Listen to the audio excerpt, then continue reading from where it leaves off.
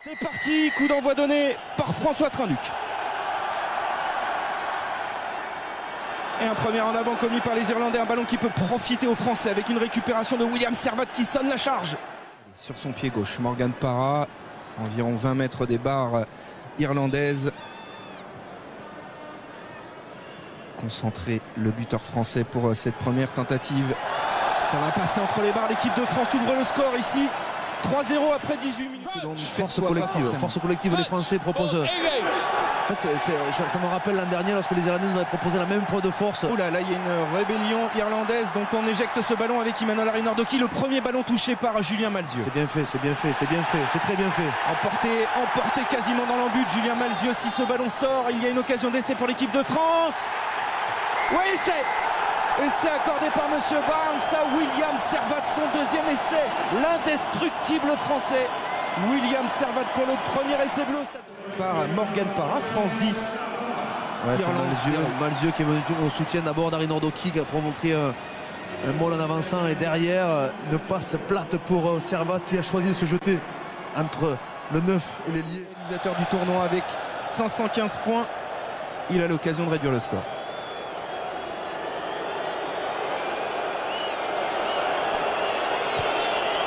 C'est parti pour Ronan O'Gara. Ça passe entre les barres. France 10, Irlande 3. C'est 2008, c'est aussi ça le modèle irlandais qui marche et qui gagne. Parra pour Mathieu Bastaro. Lancé plein champ, Mathieu Bastaro qui va résister à un premier plaquage. Il est repris à 5 mètres de la ligne. Quel beau lancement de jeu de l'équipe de France. Parra, on insiste. Aura. Encore 2 mètres. Vincent Clerc est venu se positionner en...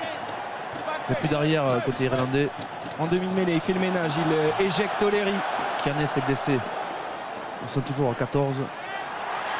On fait les bordures avec Vincent Clerc. Il a été pris par 4-5 Irlandais. On a du mal à sortir le ballon. Hein. Mais ils se consomment les Irlandais sur cette phase de jeu. Ils se consomment aussi surtout dans notre camp, j'ai l'impression. Allez, le soutien du Stade de France. Parra qui éjecte ce ballon. La sautée sur Yannick Jauzion. Et le deuxième essai de l'équipe de France qui enfonce le clou après l'essai de William Servat. C'est un autre Toulousain en action, c'est Yannick Jauzion.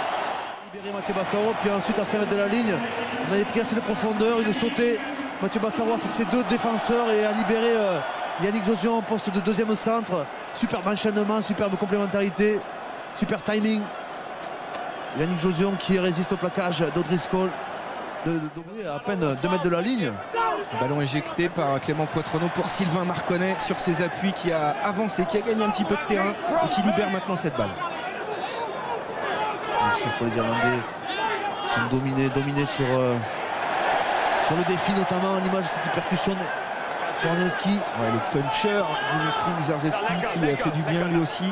Bon coaching. On essaye de venir contester côté irlandais, mais une bonne protection de balle. Libération Parra pour Trinduc, un bon coup à jouer sur les extérieurs avec Mathieu Bastaro. Oh, il peut transmettre d'une passe acrobatique pour le troisième essai, signé Clément Poitrenaud. Et derrière, on lâche le jeu au large, la bonne profondeur, la double sautée. Et quand même Mathieu Bastaro qui résiste à un plaquage et qui va transmettre à Poitrenaud sur une petite chistera à main gauche. Voilà, la sautée. Mathieu Bastaro qui se jette dans l'intervalle et puis qui va assurer une passe main gauche avec sa main droite. Il maintenait à distance son défenseur direct, c'est-à-dire notre ami O'Driscoll. On aurait dit un cadet sur le coup.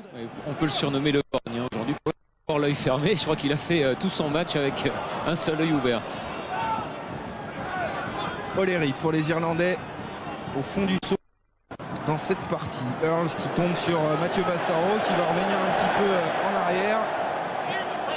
Ça ne passe pas, récupération de balle française avec Parra qui tente le drop en état de grâce. Morgan Parra, oh, ça passe entre les barres. Ils sont en train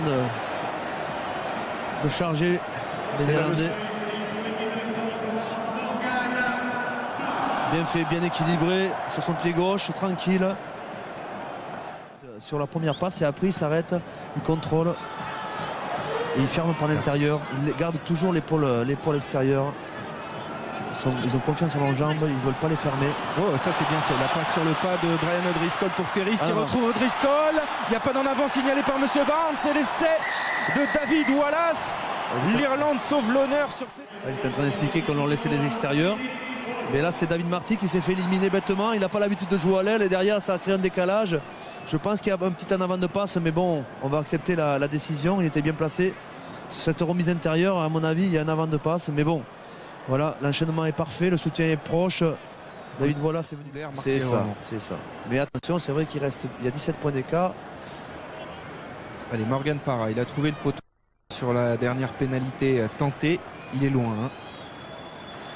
Et en 45 mètres des poteaux irlandais, ça part bien, il y a la distance, il y a la pression. Pour libérer ce ballon peut-être. Les options de jeu aura avec Lionel Nallet. On va chercher à transformer le ballon rapidement. Michalak s'est mis en max. Michalak s'est reculé. Voilà le drop de Michalak. Allez Fred, ça passe. Tout réussi à l'équipe de France. Barnes va-t-il laisser jouer cette mêlée? Sans doute la dernière de ce match. Il est en train de discuter avec ses assesseurs.